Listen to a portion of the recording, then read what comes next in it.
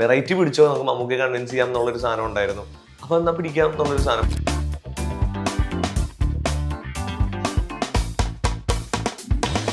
GVM sir ഈ പറയുന്ന പോലെ നമ്മുടെ വർക്ക്സ് കണ്ടിട്ടുണ്ട്. പ്രത്യേകിച്ച് ബ്രഹ്മയുഗം ഭയങ്കര ഇഷ്ടമുള്ള ഒരു സാധനമായിരുന്നു. നാച്ചുറലി ഒരു ഡിറ്റക്റ്റീവ് ഏജൻസി ചെന്നിട്ട് പുള്ളി അറിയാത്തൊരു സമയത്ത് ജസ്റ്റ് ജനൽ തുറന്നൊരു ഫോട്ടോ എടുത്താൽ റാൻഡംലി കിട്ടുന്ന ഒരു അബ്രപ്റ്റ് ഷോട്ട് ഉണ്ടല്ലോ, അത് കിട്ടിയാൽ കൊള്ളാമെന്നുണ്ടായിരുന്നു. ആ പോസ്റ്റേഴ്സിന്റെ റെഫറൻസ് നമുക്കടെ ഡയലോഗ്സ് തന്നെയാണല്ലേ? ഗൂഗിൾ സുരേഷിന്റെ പോസ്റ്ററിൽ നമ്മള് യവൻ വെറും പുലിയല്ല ഒരു സിംഹം എന്നാണ് എഴുതിയേക്കുന്നത്. നമുക്ക് ഡയലോഗ്സും കൂടി ഇൻസ്പയർഡ് ആയിട്ടാണത്. നമ്മൾ ട്രെയിലർ 1 മില്യൺ അടിച്ചപ്പോഴത്തേക്കും യൂട്യൂബിൽ 1 മില്യൺ ക്രെഡിറ്റ് ആയിട്ടുണ്ട്. നന്ദി ഉണ്ടേ. പ്രമേയമാണ് നമുക്ക് ആ ഒരു സ്പേസും നമുക്ക് വർക്ക് ചെയ്യുമ്പോഴാണെങ്കിലും ആ ഫ്രീഡവും വൻ എക്സ്പ്ലോറേഷൻ നടത്താനും, പ്രത്യേകിച്ച് അങ്ങനെ ഒരു പടത്തിന്റെ ഭാഗമാകുമ്പോൾ നമുക്ക് കിട്ടുന്ന ഒരു എക്സ്പോഷറും വലുതാണ്. ചേട്ടൻ ഓർമ്മയുണ്ടോന്ന് അറിയില്ല, ഒരു വീട്ടിന്റെ മുന്നിലൊരു അത് ശരിക്കും ഞാനാണ്, എന്റെ ഫോട്ടോ ആണ്. ഇവിടെ നിന്ന് എടുത്ത് ഞാനൊരു കൊട പിടിച്ച് നിന്ന് എടുത്ത് കട്ട് ചെയ്ത് വെച്ച് അല്ലല്ല ഞാനാണ്. അത് തന്നെ മധുരത്തിൽ ഉപയോഗിച്ചേക്കുന്നത്. ആ ടൈറ്റില് ബെഡ്ഷീറ്റിൽ ആടുന്ന ശരിക്കും. അല്ലെങ്കിൽ അത് ഡിജിറ്റലി വന്നാണ് ഇങ്ങനെ നല്ലൊരു ഫണ്ണായിരിക്കണം, വൻ കണ്ട ആവേശം തോന്നണം. ചില പോസ്റ്റർ കാണുമ്പോൾ അൻവർക്ക് പറയും ഇത് ആവേശം പോരല്ലോ. അപ്പം അങ്ങനത്തെ ഒരു ഫീഡ്ബാക്ക് തരുമായിരുന്നു. സാർ എപ്പോഴും വിളിക്കും, നമുക്ക് ഇങ്ങനെ ചെയ്യാം അങ്ങനെ ചെയ്യാം, അങ്ങനെ കുറെ ഐഡിയ ഇങ്ങനെ വെച്ചുകൊണ്ടിരിക്കും. നമ്മൾ ചിലപ്പോൾ ഒരു പോസ്റ്റർ ചെയ്ത് തീരുമ്പോഴും ഇവിടെ ഇങ്ങനെ ഐഡിയ പറയും ഇങ്ങനെ ചെയ്യരുത് എന്നൊക്കെ പറയും. നയൻതാര മാമിന്റെ വീട്ടിൽ വരുമ്പോൾ നമ്മളെ വിളിക്കും, എന്നിട്ട് ഇരുത്തി ഇങ്ങനെ പറയും നമുക്ക് ഇങ്ങനെ ചെയ്യണം. വാട്സാപ്പ് വഴി ഇംഗ്ലീഷ് പഠിക്കാൻ ഇംഗ്ലീഷ് കഫേ ഉള്ളപ്പോൾ ഇംഗ്ലീഷ് ഒരു വിഷയമേ അല്ല. English Cafe presents you the perfect English. English Cafe, we present you the perfect English. WhatsApp now 9633388575. Aesthetic കുഞ്ഞമ്മയുടെ റെപ്രസെന്റേറ്റീവായ അരുണാണ് ജോയിൻ ചെയ്തത്. നമസ്കാരം. നമസ്കാരം. ഡൊമിനിക് ആൻഡ് ലേഡീസ് പേഴ്സ് ആണ് ഏറ്റവും പുതിയ വർക്ക്. എങ്ങനെയായിരുന്നു വർക്ക് വന്നത്? GVM പടത്തിന്റെ പോസ്റ്റർ ഡിസൈൻ ചെയ്യാൻ പോവാണെന്ന് പറയുമ്പോൾ ഉണ്ടായിരുന്ന ഒരു എക്സൈറ്റ്മെന്റ് ഉണ്ടല്ലോ, ആ മൊമെന്റ് ഒന്ന് ഓർത്തെടുക്കാൻ പറ്റുമോ? അത് ഈ പറഞ്ഞ പോലെ നമ്മൾ ബ്രഹ്മയുഗമാണ് മമ്മൂക്കായിട്ട് ആദ്യമായിട്ടല്ല ചെയ്യുന്ന ഒരു ഫുൾ ഔട്ട് വർക്ക്. അതിനുശേഷം മമ്മൂട്ടി കമ്പനി അടുത്ത് പറഞ്ഞായിരുന്നു ഇങ്ങനെ അടുത്ത പടം GVM സാറിന്റെ പടമാണ്, ഒന്ന് GVM സാറിനെ ഒന്ന് മീറ്റ് ചെയ്യാമെന്ന് ചോദിച്ചു. അപ്പൊ തന്നെ ഭയങ്കര എക്സൈറ്റ്മെന്റ് ആയിരുന്നു. എന്നിട്ട് ഇതുപോലെ ഒരു ഹോട്ടലിൽ വെച്ച് മീറ്റ് ചെയ്ത് സംസാരിച്ചു. അപ്പം GVM സാർ ഈ പറയുന്ന പോലെ നമ്മുടെ വർക്ക്സ് കണ്ടിട്ടുണ്ട്. പ്രത്യേകിച്ച് ബ്രഹ്മയുഗം ഭയങ്കര ഇഷ്ടമുള്ള ഒരു സാധനമായിരുന്നു. അപ്പം അതേപോലെ എന്തെങ്കിലും പുതിയൊരു പരിപാടി നമുക്ക് പിടിക്കണം, കൺസിസ്റ്റന്റ്ലി ഒരു ബ്രാൻഡിങ് കൊണ്ടുവരണം, വെറൈറ്റി പിടിച്ചോ, നമുക്ക് മമ്മൂക്കെ കൺവിൻസ് ചെയ്യാം എന്നുള്ളൊരു സാധനം ഉണ്ടായിരുന്നു. അപ്പൊ എന്നാ പിടിക്കാം എന്നുള്ളൊരു സാധനം. അപ്പം അപ്പൊ തൊട്ട് പുള്ളി ഫുൾ ഫ്രീഡം എന്തും ചെയ്തോ എന്നുള്ളൊരു ട്രാക്കിലാണ് സംസാരിച്ചത്. ഭയങ്കര എക്സൈറ്റ്മെന്റ് ആയിരുന്നു പുള്ളി എന്നുള്ളൊരു സാധനത്തിൽ. ഇപ്പൊ ഡൊമിനിക് ആൻഡ് ലേഡീസ് പേഴ്സിന്റെ പോസ്റ്റേഴ്സിന്റെ പ്രത്യേകത നമ്മൾ ഈ ചെറിയ പരസ്യങ്ങളുടെ രൂപത്തിലുള്ള യെല്ലോയും അതുപോലെ തന്നെ ഒരു ലൈറ്റ് പേർപ്പിളും ആ പോസ്റ്റേഴ്സും പിന്നെ വൈറ്റും ഉണ്ടല്ലേ, അങ്ങനെ 3 പോസ്റ്റേഴ്സ് നമ്മുടെ മതിലുകളിലൊക്കെ ഒട്ടിക്കാൻ പറ്റാവുന്ന, പെട്ടെന്ന് മൈദമാവ് തേച്ചൊട്ടിക്കാൻ പറ്റാവുന്ന പോസ്റ്റേഴ്സിന്റെ ഒരു ഡിസൈനാണ് പെട്ടെന്ന് ശ്രദ്ധപ്പെട്ടത്. അപ്പൊ അത് സ്റ്റൈലിഷ് ആയിട്ടുള്ള പോസ്റ്റേഴ്സ് ഉണ്ടെങ്കിൽ പോലും അതിനാണ് ഏറ്റവും ഒരു കൗതുകം തോന്നിയത്. അതില് ഉള്ള ഡീറ്റെയിലിംഗ് എന്താന്ന് വെച്ചാൽ അതിന് സൈഡില് അത് ഇവിടുന്ന് പ്രിന്റ് ചെയ്തെന്നുള്ള പ്രിന്റേഴ്സിന്റെ വരെ ഉള്ള പേര് വെച്ചിട്ട് അത്രയും ഡീറ്റെയിൽ ആയിട്ടാ ആ പോസ്റ്റേഴ്സ് ഡിസൈൻ ചെയ്തിട്ടുള്ളത്. സോ ആ ഒരു കൈൻഡ് ഓഫ് ഇപ്പൊ നമ്മള് അരുണിന്റെ ബാക്കിൽ കാണുന്ന പോസ്റ്റേഴ്സ് അതിന്റെ ഡിസൈനിലേക്ക് എങ്ങനെയാ പോകുന്നത്? അത് ഈ പറഞ്ഞ പോലെ നമ്മൾ ആദ്യത്തെ ദിവസം ഷൂട്ടിന് ചെല്ലുമ്പോഴത്തേക്ക് അവിടെ 1-2 നോട്ടീസ് വെച്ചിട്ടുണ്ടായി. ആ നോട്ടീസ് ഏകദേശം ഇതേപോലെ തന്നെ ഡൊമിനിക് ഏജൻസിയിൽ മമ്മൂക്ക ആസ് എ ഡിറ്റക്റ്റീവ് കൊടുത്തോണ്ടിരുന്ന കുറച്ച് സർവീസ് ഒക്കെ എഴുതി വെച്ചിട്ടുണ്ട്. അത് ഈ സിനിമയിൽ പല സ്ഥലത്തും റോട്ടിലൊക്കെ ഒട്ടിച്ച് നടക്കുന്ന ഒരു തട്ടിക്കൂട്ട് സെറ്റപ്പ് ഡിറ്റക്റ്റീവ് ഏജൻസിയാണ്. നമ്മൾ പല പരസ്യം പോസ്റ്റിലൊക്കെ കാണുമല്ലോ. അപ്പം അങ്ങനത്തെ ഒരു സാധനമാണെന്ന് അന്ന് തന്നെ എനിക്ക് മനസ്സിലായിരുന്നു. അപ്പം നമ്മൾ അന്ന് കുറച്ച് ഫോട്ടോ ഒക്കെ എടുത്തു വെച്ചു. പിന്നെ അത് യൂസ് ആയില്ല. എനിക്ക് ട്രെയിലർ ഇവർ അയച്ചു തന്നപ്പോൾ ട്രെയിലർ കണ്ടപ്പോഴും അങ്ങനത്തെ കുറച്ച് ഷോട്ട് ഞാൻ കണ്ടായിരുന്നു. അവിടെ ഇവിടെയൊക്കെ ഇവർ കൊണ്ട് ഒട്ടിച്ച് വെച്ചിട്ട് പോയേക്കുന്ന സാധനം. കാരണം അവർക്ക് വേറെ പരസ്യം ചെയ്യാനുള്ള മാർഗ്ഗമൊന്നുമില്ല, സോഷ്യൽ മീഡിയ ഒന്നും ഉപയോഗിക്കാത്ത ആൾക്കാരാണ്. അപ്പം നമ്മളപ്പോൾ വിചാരിച്ചാൽ അത് രസമുണ്ടല്ലോ. അപ്പൊ ഒരു പടം അവരെ വെച്ചിട്ട് എടുക്കുവാണെങ്കിൽ നാച്ചുറലി അവരതായിരിക്കുമല്ലോ ഫസ്റ്റ് പ്രിഫർ ചെയ്യുക. അവര് പോയിട്ട് നമുക്ക് ഫ്ലെക്സ് അടിക്കാന്ന് പറയില്ല, അവരെ ബഡ്ജറ്റ് വെച്ച് നമുക്ക് നോട്ടീസ് ഒട്ടിക്കാന്നേ പറയും. അപ്പൊ അങ്ങനെ ഒന്നും ഒരു നോട്ടീസ് ചെയ്യാൻ, നോട്ടീസ് തന്നെ അതൊന്ന് കുറച്ച് ഡിസൈൻ ചെയ്ത് മാറ്റാനുണ്ട്. പ്രത്യേകിച്ച് നമ്മൾ നോട്ടീസിന്റെ പ്രശ്നം എന്ന് പറഞ്ഞാൽ അതിന്റെ പേപ്പറിന് ഒരു പ്രത്യേക ക്വാളിറ്റി ഉണ്ട്. ആ പേപ്പർ തന്നെ അല്ലെങ്കിൽ അത് വർക്ക് ആവില്ല. ഇപ്പൊ നമ്മൾ പ്രിന്റ് കടയിൽ ചെന്നപ്പോഴാണെങ്കിൽ പല പേപ്പർ കാണിച്ച് ഈ പേപ്പറാണ് ഉള്ളതിൽ ഏറ്റവും ചീപ്പസ്റ്റ് പേപ്പർ. അത് നമ്മളിപ്പോ പറയുന്ന പോലെ മൈദയൊക്കെ തേക്കുമ്പോൾ അതിന്റെ അകത്തുനിന്ന് കാണാൻ പറ്റും മൈദ. അപ്പൊ അതേ പേപ്പർ യൂസ് ചെയ്തിട്ടേ കാര്യമുള്ളൂ.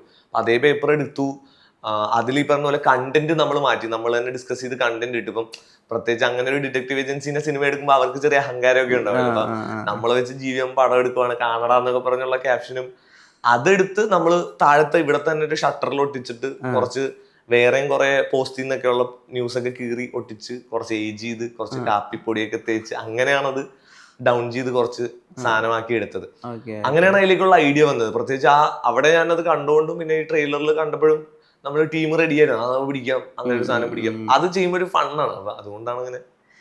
ഇതിന്റെ അനൗൺസ്മെന്റ് സമയത്ത് തന്നെ ഒരു പോസ്റ്റർ ഇറക്കിയിട്ടുണ്ടായിരുന്നു, അതായത് ക്രൗൺ പ്ലാസയുടെ ഒരു ബാത്തിന്റെ ഫസ്റ്റ് ലുക്ക്.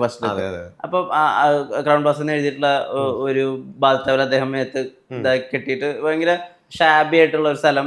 അതിൽ തന്നെ അദ്ദേഹത്തിന്റെ ഒരേ സമയം അദ്ദേഹത്തിന്റെ ഇന്റലിജൻസും അല്ലെങ്കിൽ അദ്ദേഹത്തിന്റെ ഒരു ഈ പൈസ ഇല്ലാത്തൊരു അവസ്ഥയും എല്ലാം വ്യക്തമാണ് ആ പോസ്റ്ററിൽ.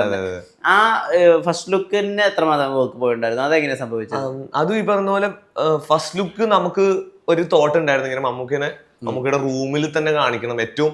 അതും ഇപ്പൊ നമ്മള് നാച്ചുറലി ഒരു ഡിറ്റക്റ്റീവ് ഏജൻസി ചെന്നിട്ട് പുള്ളി അറിയാത്തൊരു സമയത്ത് ജസ്റ്റ് ജനലിൽ തുറന്നൊരു ഫോട്ടോ എടുത്താൽ റാൻഡംലി കിട്ടുന്ന ഒരു അബ്രപ്റ്റ് ഷോട്ട് ഉണ്ടല്ലോ, അത് കിട്ടിയ കൊള്ളാന്നുണ്ടായിരുന്നു. അപ്പം ചിലപ്പോ നമ്മളൊരു മീറ്റിങ്ങിന് വരുവാണെന്ന് പറഞ്ഞാൽ ഡിറ്റക്റ്റീവ് ഏജൻസി പറഞ്ഞ പുള്ളി ഒന്ന് വൃത്തിയാക്കി ഇടുക സ്ഥലം. അത് കിട്ടാത്തൊരു വൻ അലങ്കോലം പിടിച്ചൊരു ഷോട്ട്, പൂച്ചയൊക്കെ നടന്നു പോകുന്നു, അങ്ങനത്തെ ഒരു സാധനത്തിൽ മമ്മൂക്ക നിൽക്കുന്ന ഒരു സാധനമായിരുന്നു നമ്മുടെ തലയിൽ. അതിനെ പിന്നെ സ്കെച്ച് ചെയ്തു, GVM സാറിനെ കാണിച്ചു, മമ്മൂക്കയെ കാണിച്ചു, ഹാപ്പി ആയിരുന്നു അവര്. എന്നിട്ട് അടുത്ത ദിവസം രാവിലെ നമ്മൾ ഫോട്ടോഷൂട്ട് ചെയ്യുക ചെയ്തത്, മൊത്തം സ്റ്റേജ് ചെയ്ത് പൂച്ചേനെ അടക്കം ഫോട്ടോഷൂട്ട് ആ സെറ്റിൽ തന്നെ. അത് പനമ്പള്ളിയിൽ ഒരു സെറ്റ് ഇട്ടേക്കുമായിരുന്നു അവർ, ആ വീട്. അപ്പൊ വീടിന്റെ അകത്ത് തന്നെ മമ്മൂക്കനെ കൊണ്ട് നിർത്തി ഫുൾ ലൈറ്റിംഗ് ഒക്കെ ചെയ്ത് നമ്മൾ ജസ്റ്റ് പെട്ടെന്ന് 5 മിനിറ്റ് ക്ലിക്ക് ചെയ്ത് പുള്ളി പോയി. അപ്പൊ പ്രത്യേകിച്ച് ആ ഗൗൺ ഒക്കെ പറയുന്നത് വെച്ചപ്പോ ഷെർലോക്ക് എപ്പോഴും ഒരു ഗൗൺ ഇട്ടാ, അത് അതിന്റെ ഒരു തട്ടിക്കൂട്ട് വേർഷനാണ് അതിൽ നമുക്ക് ഉപയോഗിച്ചേക്കുന്നത്. ഇപ്പൊ മമ്മൂക്കയുടെ നമ്മൾ ഈ കാര്യങ്ങൾ കമ്മ്യൂണിക്കേറ്റ് ചെയ്യുമല്ലോ, നമ്മൾ ഈ ഗൗണാണ് ഉപയോഗിക്കുന്നത്, ഇത് ഇങ്ങനെ ഈ വിഷ്വലിന്റെ ഒരു ക്ലിക്ക് ഇങ്ങനെ വരാൻ കാര്യം നമ്മൾ ഈ റെഫറൻസ് ഉപയോഗിക്കുന്നതുകൊണ്ടാണ്. ഇത്രയും ഡീറ്റെയിൽസ് അദ്ദേഹത്തിനോട് എക്സ്പ്ലെയിൻ ചെയ്യുക അല്ലെങ്കിൽ അദ്ദേഹം അത് റിസീവ് ചെയ്യുക, ആ കോൺവെർസേഷൻ ഇപ്പൊ ഇതിന് ഡൊമിനിക്കിനൊന്ന് പറയാം എങ്ങനെയായിരിക്കും? ഇല്ല, GVM സാറിനെ കാണിച്ചു കഴിഞ്ഞപ്പോ GVM സാർ പറഞ്ഞു ഇങ്ങനെ നമുക്ക് വെച്ച് ഷൂട്ട് ചെയ്യാം, അല്ലാതെ ഇങ്ങനത്തെ ഒരു നിങ്ങൾ ഉദ്ദേശിക്കുന്ന സ്റ്റിൽ ഇല്ല, ഇങ്ങനെ നമുക്ക് നിൽക്കുന്ന പോലെ ഒരെണ്ണം ഇല്ല, നമുക്ക് ഷൂട്ട് ചെയ്യാം എന്ന് പറഞ്ഞു. അപ്പം ഈ സ്കെച്ച് കൊണ്ടുപോയി മമ്മൂക്കെ കാണിച്ചു, നമുക്ക് ഇതേ കോസ്റ്റ്യൂം ഇടാം. ആ കോസ്റ്റ്യൂമിന്റെ സീക്വൻസ് കഴിഞ്ഞായിരുന്നു ആ ഒരു ഗൗണിന്റെ, നമുക്ക് ഇത് തന്നെ ഇടാം, ഇത് ഫണ്ണാണ്, നാച്ചുറൽ, വേറെ സാധനത്തിന്റെ ഒന്നും ഒരു രസം കിട്ടത്തില്ല ഇതിന് എന്ന് പറഞ്ഞപ്പം. അപ്പം നമുക്ക് ഓക്കെ ആ കോസ്റ്റ്യൂം പോയെന്നാ തോന്നുന്നത് എന്ന് പറയുമ്പോ കോസ്റ്റ്യൂം ഡിസൈനർ ഇല്ല ഇവിടെ ഉണ്ട്. അപ്പം എന്നാ ഓക്കെ ചെയ്യാന്ന് പറഞ്ഞ് അത് ഇട്ടു. എന്നിട്ട് നമ്മളൊരു 2-3 ക്രോപ്പ് ഓപ്ഷൻ കാണിച്ചായിരുന്നു. ഒരെണ്ണത്തിൽ മമ്മൂക്ക ഫുള്ള് ഉണ്ട്, നടുക്കുണ്ട്. ഒരെണ്ണത്തിൽ മമ്മൂക്ക എക്സിറ്റ് ആവുന്നു, ഇപ്പുറത്തുനിന്ന് പൂച്ച എൻ്റർ ആവുന്നു. ഒരു ആർട്ട് ഉണ്ടല്ലോ മറ്റേ നമ്മുടെ സൂപ്പർ ഡ്യൂലെക്സില് പൂച്ച ഇപ്പുറത്തും കൂടെ എക്സിറ്റ് ആയി, അതെന്തോ ഒരു തിയറിയാ, എനിക്ക് അറിയത്തില്ല. അപ്പം ആ ഒരു വിഷ്വലും ഉണ്ടായി. അപ്പൊ ഇതുപോലെ നമുക്ക് ഇവിടെ നിന്ന് എക്സിറ്റ് ആയിക്കോ, നമുക്ക് പൂച്ചേനെ എൻ്റർ ആക്കാന്ന് പറഞ്ഞപ്പോഴും 2 ഓപ്ഷൻ കാണിച്ചു. ഇപ്പൊ ഇൻ കേസ് പുള്ളിക്ക് ഫുൾ ആയിട്ടുള്ള ഒരു സാധനം വേണമെങ്കിൽ എന്ന് വിചാരിച്ചിട്ട് നമുക്ക് നമുക്കെന്നാ എക്സിറ്റ് ആവും, അതാണ് രസം, ഹാഫ് കട്ടായിക്കോട്ടെ, അത് കൊള്ളാം എന്ന് പറഞ്ഞ് അതിലേക്കാണ് പിന്നെ അത് ആണ് പിടിച്ചത്. അപ്പം എല്ലാവരുടെയും സജഷൻ ഉണ്ടായിരുന്നു, GVM സാറും നമ്മളും ജാം ചെയ്ത് കുറെ സാധനം ഈസി ആയിരുന്നു. ഇപ്പം കാണിച്ചപ്പോ തന്നെ ഈ അതുപോലെ തന്നെ ഓരോ ക്യാരക്ടറിനും ക്യാരക്ടർ പോസ്റ്റേഴ്സ് ഇറക്കിയതും ഉണ്ടായിരുന്നു. അത് കുറെ കൈപ്പടയിലൊക്കെ എഴുതിയിട്ടുള്ള കുറെ പോസ്റ്റേഴ്സ്, ഇപ്പൊ സുഷ്മിതയുടെ ഒക്കെ പോസ്റ്റേഴ്സ് നമ്മൾ കണ്ടിരുന്നു, ശോഭന ലൈറ്റ് എന്നൊക്കെ എഴുതിയിട്ട് കുറെ ഡീറ്റെയിൽസ് ഒക്കെ എഴുതിയത്. ഇപ്പോൾ വിക്കി ആണെങ്കിൽ കുഴപ്പമില്ല, മറ്റേ മീനാക്ഷിയുടെ പോസ്റ്റർ ആണെങ്കിൽ കൈൻഡ് ഹാർട്ടഡ് ആണ്, അങ്ങനെ എല്ലാവർക്കും ഓരോരോ റുത്ലസ് ആൻഡ് കണ്ണിങ് എന്നൊക്കെ പറഞ്ഞിട്ട് വിജയബാബുവിന്റെ പോസ്റ്റേഴ്സ്, അത് പാനോണ്ട് കുത്തിക്കുറിച്ച് പോലെ ഡയറിയിൽ. ആരുടെ കൈപ്പടയാണ് അതൊക്കെ? അത് ഇപ്പം ഐഡിയ നമ്മൾ റൈറ്റിംഗ് ഡിസ്കസ് ചെയ്യുമ്പോൾ എല്ലാവരുമായിട്ട് ഡിസ്കസ് ചെയ്യുമ്പോൾ നമ്മുടെ ടീമില് ഇപ്പൊ കിഷോർ, ആകാശ്, അങ്ങനെ എല്ലാവരും അതിൽ അഭിപ്രായങ്ങൾ പറയും. ചില ഡയലോഗ്സ് ഒക്കെ നമ്മൾ എഴുതി കഴിയുമ്പോൾ, ഞാൻ എഴുതാനുള്ള കാരണം എന്ന് പറഞ്ഞാൽ എന്റെ ഹാൻഡ് റൈറ്റിംഗ് ഭയങ്കര മോശമാണെന്നാണ് ഞാൻ വിശ്വസിക്കുന്നത്. ഒരു നാച്ചുറൽ ഒരു ഡിറ്റക്റ്റീവ് ചിലപ്പം പെട്ടെന്ന് എഴുതി ഓരോരുത്തരുടെ പേഴ്സണൽ നോട്ടായിട്ടാണ് ആ ഡയറി നമ്മൾ കണ്ടേക്കുന്നത്. അല്ലാതെ അത് വേറെ ആളെ കാണിക്കാൻ വേണ്ടി എഴുതുമ്പോഴാണല്ലോ നമ്മൾ ബ്യൂട്ടിഫൈ ചെയ്യുന്നത്. അത്രയും വൃത്തികേടായിക്കോട്ടെ ചിലത് മനസ്സിലാവാൻ, ഇപ്പൊ കുറെ പേര് പറയുന്നുണ്ട് ചിലത് മനസ്സിലാവുള്ളല്ലോ എന്ന്, പക്ഷെ അതും ആൾക്കാർ ഒരു ഡീറ്റെയിലിംഗ് ആയിട്ട് എടുത്ത് പോക്കുന്നുണ്ട് എന്തോ. അപ്പം അങ്ങനെ മനസ്സിലാവാതിരിക്കാൻ തന്നെ സ്പീഡായിട്ട് എഴുതിയ കുറച്ച് സാധനങ്ങളും ഒരാൾക്കാരെ നമ്മൾ ഒബ്സർവ് ചെയ്യുമ്പോൾ ഓരോന്ന് എഴുതി വെക്കുമല്ലോ, റൺസ് ഫാസ്റ്റ്, വെരി ഗുഡ് ഗൈ എന്നൊക്കെ പറയും. പിന്നെ കൂടുതൽ നമ്മൾ മമ്മൂക്കയുടെ തന്നെ മറ്റു സിനിമകളിലെ ഡയലോഗ്സ് ഇൻഫ്യൂസ് ചെയ്യാൻ നോക്കിയിട്ടുണ്ട്, ചെറുതായിട്ട് സെൻസിബിൾ ആയിട്ട്. ഇപ്പം മമ്മൂക്കയുടെ അമ്മയെ പോലത്തെ ഒരു ക്യാരക്ടർ ഉണ്ട് ഇതില്, ഹൗസ് ഓണർ ലേഡി, അവര് നമ്മള് അമ്മ മനസ്സ്, തങ്ക മനസ്സ്, നല്ല ലേഡി എന്നൊക്കെ പറഞ്ഞാൽ എഴുതിയിരിക്കുന്നത്. ഇപ്പം ഷൈൻ ടോമിന്റെ ക്യാരക്ടർ പാർട്ടിക്ക് ഇടുക, നല്ല ഓട്ടക്കാരനാന്നൊക്കെ വെരി റഫ്ലി എഴുതിയിരിക്കുന്ന, ഇംഗ്ലീഷും മലയാളമൊക്കെ മിക്സ് ചെയ്ത്. ഓക്കെ, ആ പോസ്റ്റേഴ്സിന്റെ റെഫറൻസ് മമ്മൂക്കയുടെ ഡയലോഗ്സ് തന്നെയാണല്ലേ? ഒരു പരിധി വരെ അതെ. ഇപ്പം ഗൂഗിൾ സുരേഷിന്റെ പോസ്റ്ററിൽ നമ്മള് യവൻ വെറും പുലിയല്ല ഒരു സിംഹം എന്നാണ് എഴുതിയേക്കുന്നത്. കുറെ പുള്ളിയുടെ കയ്യിൽ എഴുതുമ്പോൾ ഭയങ്കര അഹങ്കാരത്തിലും ഒക്കെ ആയിരിക്കുമല്ലോ എഴുതുന്നത്. മമ്മൂക്കയുടെ ഡയലോഗ്സും കൂടി ഇൻസ്പയർഡ് ആയിട്ടാണ് അത് യൂസ് ചെയ്തേക്കുന്നത്.